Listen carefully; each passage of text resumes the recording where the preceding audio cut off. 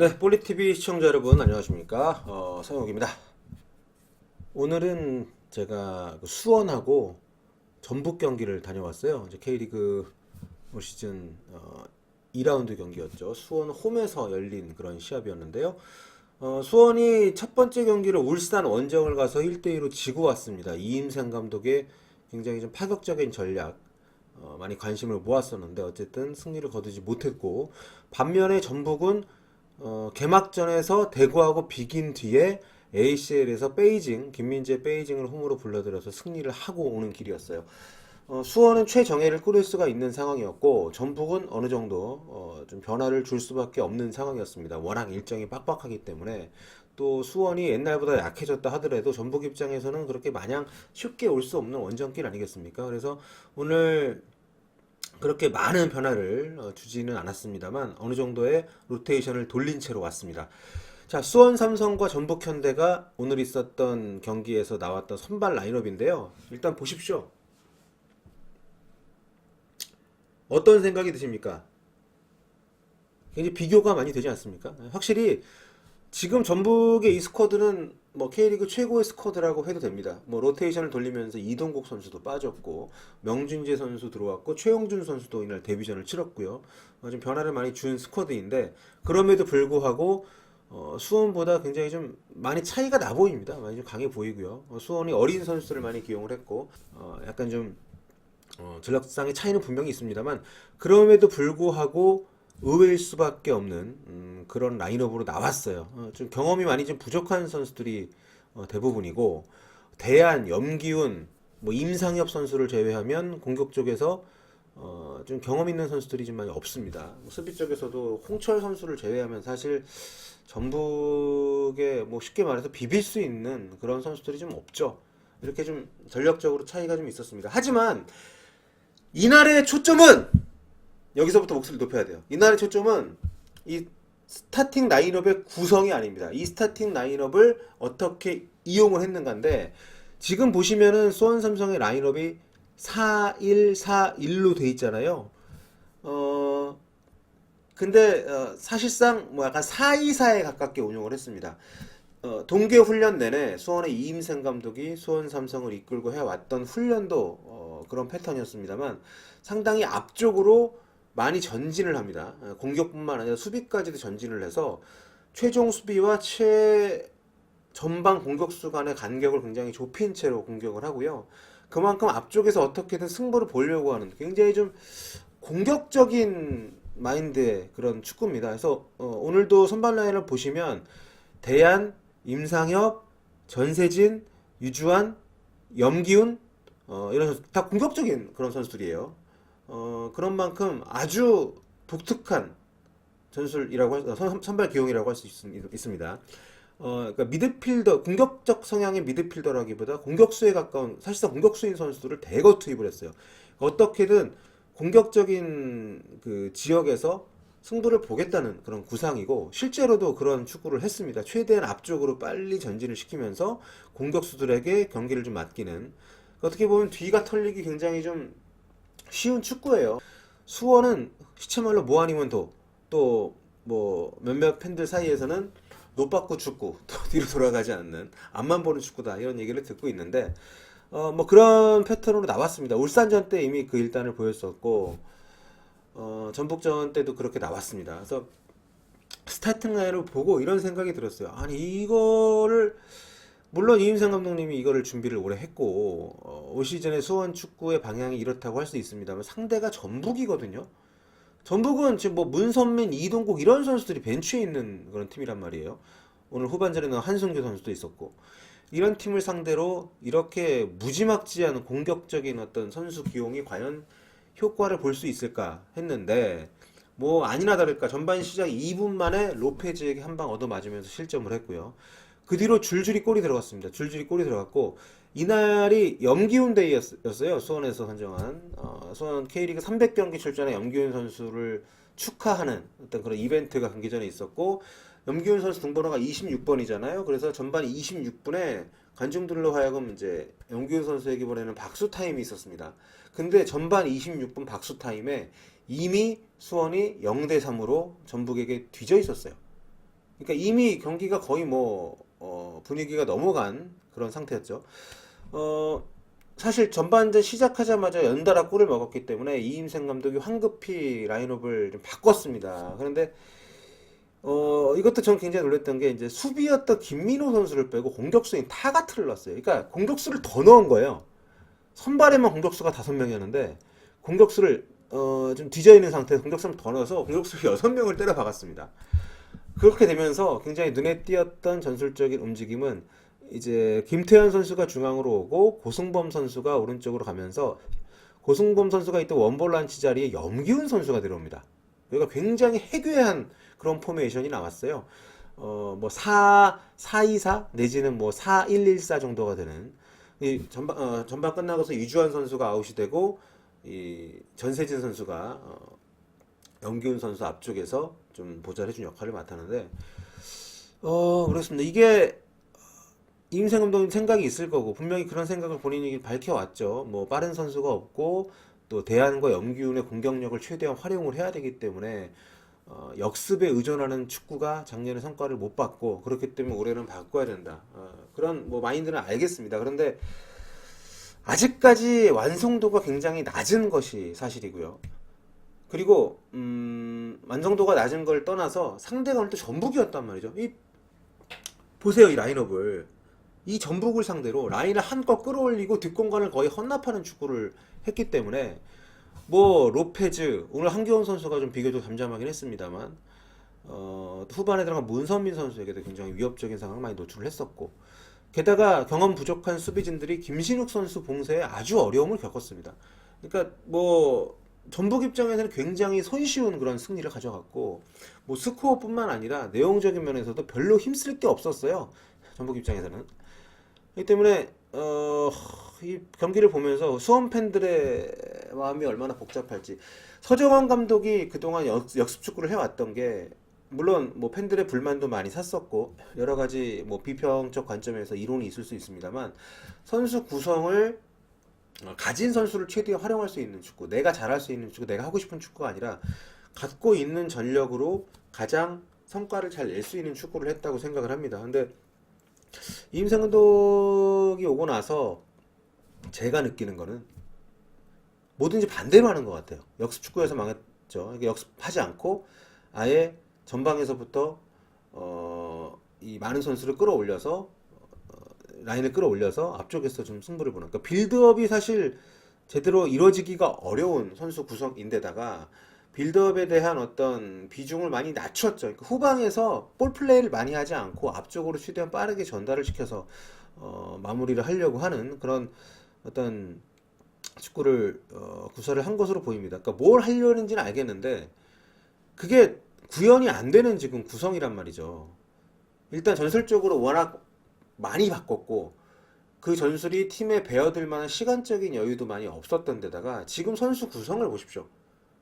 그러니까 이런 어떤 좋게 얘기해서 고차원적인 축구를 구현을 하기에 굉장히 어려운 그런 스쿼드를 갖고 무려 전북을 상대로 이렇게 좀 무모한 전술을 폈다는 것이 굉장히 좀 제가 내일 컬럼을 하나 쓸까 하는데 이임생 괴장인가 희대의 명장인가 이런 제목을 달고 싶을 정도로 굉장히 좀 좋지 않은 쪽으로 인상적인 그런 경기였습니다.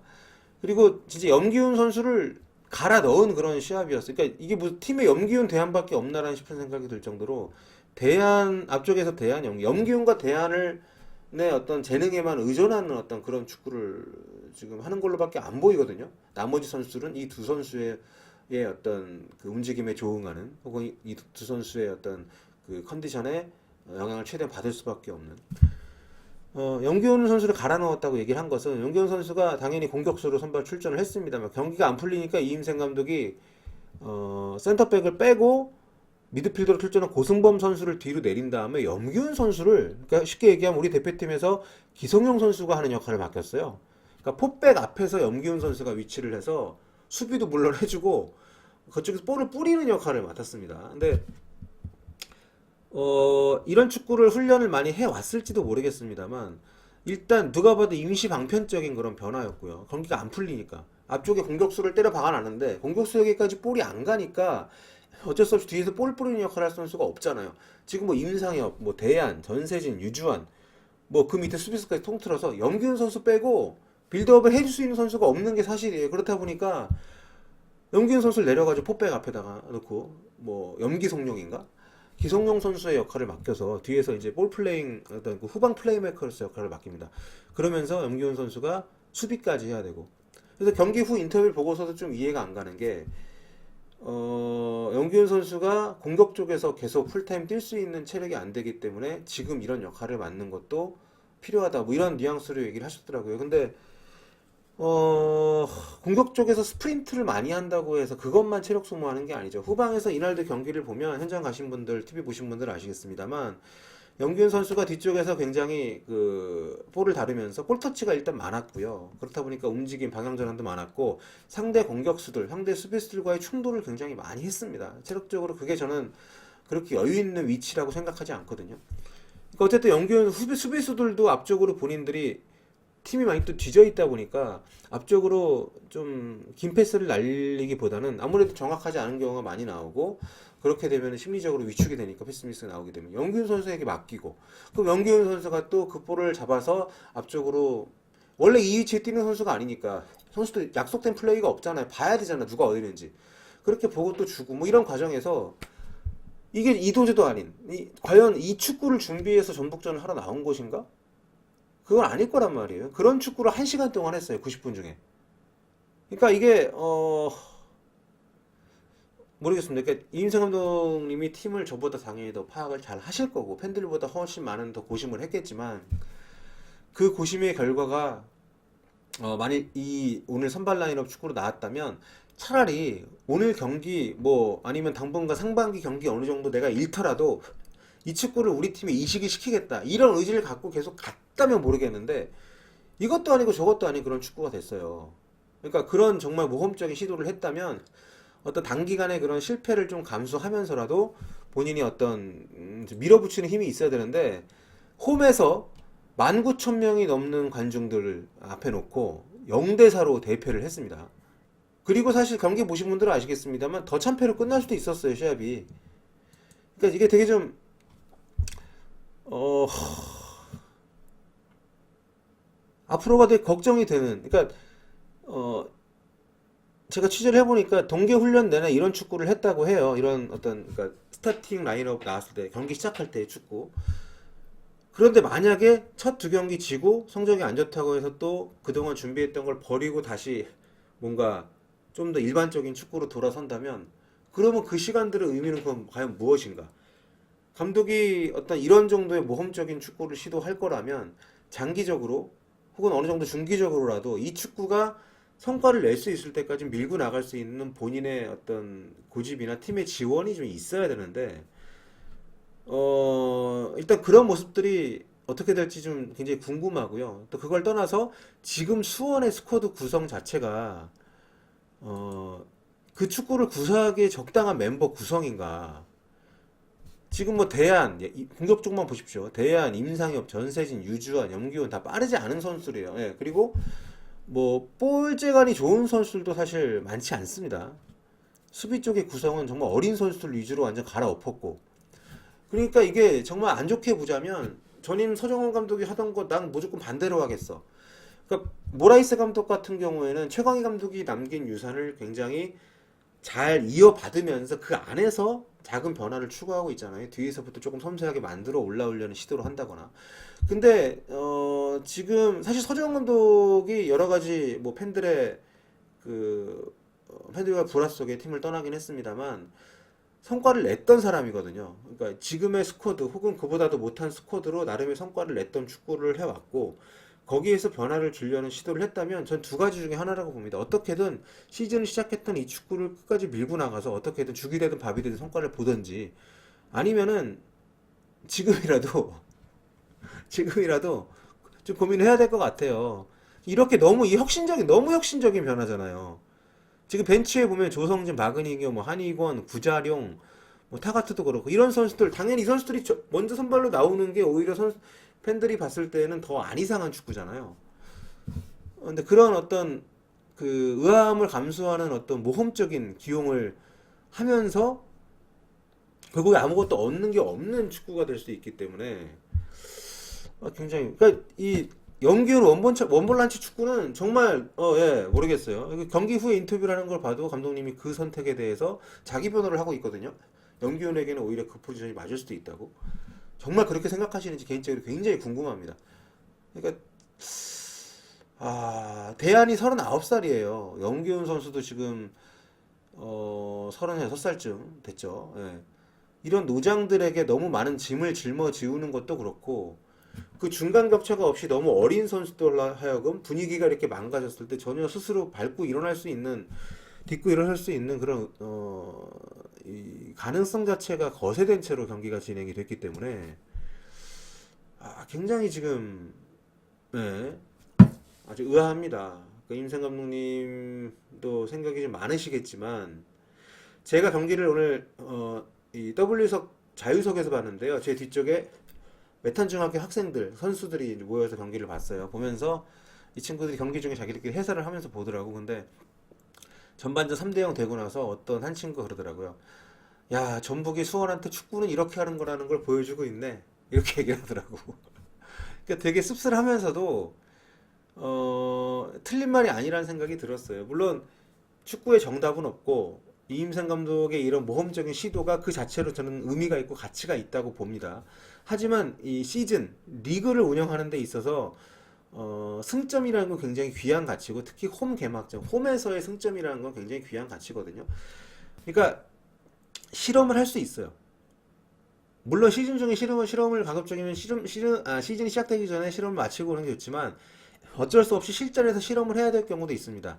그리고 이 정도의 지금 수원이 시도하려는 축구는 누가 봐도 실험이라는 말이 어울리는 축구고요.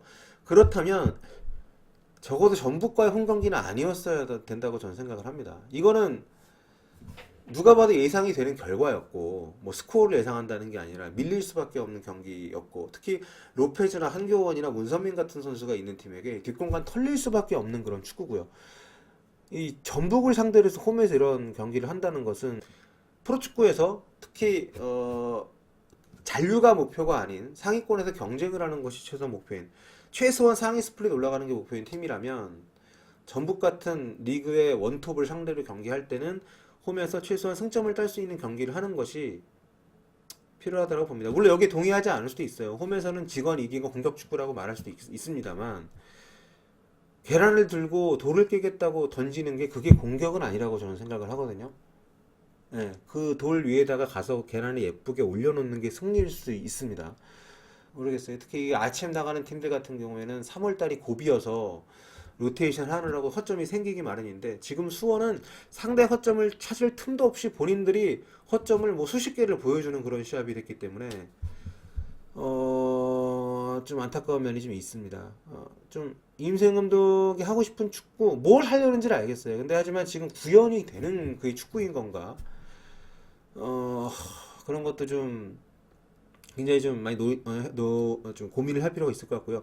그러니까 이번 경기의 판세를 제가 한마디로 말씀을 드리면 이번 경기에서 상대팀 박스 안쪽에 더 많이 침투한 선수는 수원의 26번이 아니라 전북의 26번이었습니다. 전북의 최종 수비수인 홍정호 선수가 중간중간 볼을 몰고 나와서 혹은 세트피스 상황에서 문전에서 더 위협적인 모습을 많이 보였을 만큼 오늘 수원은 정말 맥없는 경기를 했고 맥없는 경기라는 말도 어울리지 않을 정도로 굉장히 알 수 없는 경기를 했어요.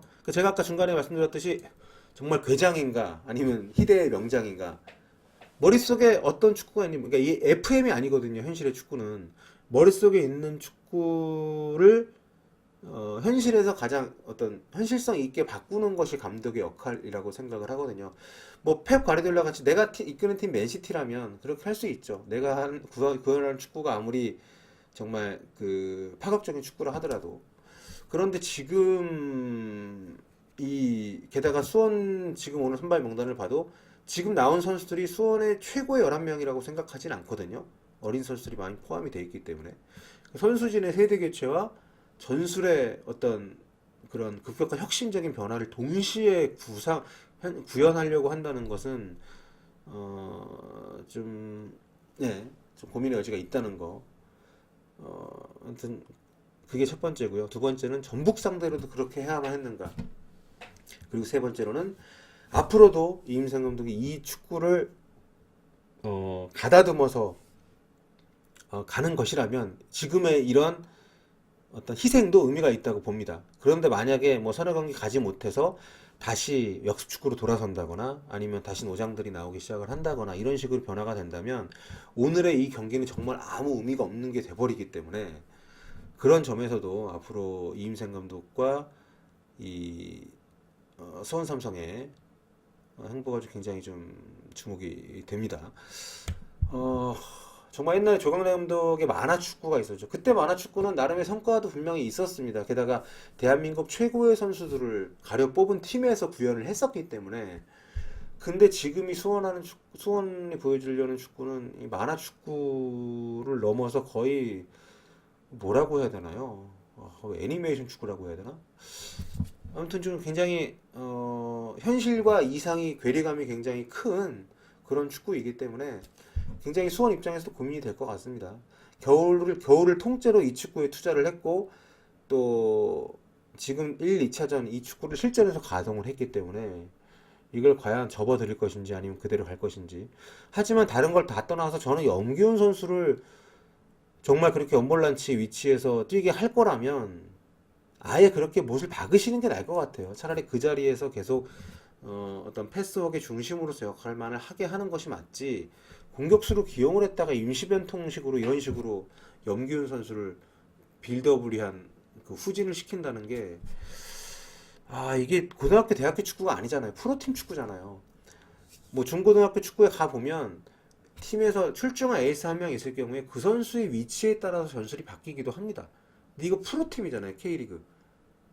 게다가 용기훈 선수가 뭐 체력적으로도 굉장히 지금 뭐 이렇게 완벽한 그 나이도 아니고 아무튼 수원 입장에서는 여러 가지 과제를 안게 된 그런 경기였기 때문에 오늘 수원과 전북 경기 후토크는 이 수원 중심으로 한번 이야기를 해봤습니다. 앞으로 어떻게 될지 굉장히 좀 궁금하네요. 지금 채팅창에서 의견을 주신 분들 대부분 무모하다라고 이야기를 하는데 무모합니다. 하지만 물론 이런 건 있어요. 모든 혁신은 모두가 미쳤다고 하는 길로 갔을 때 나옵니다.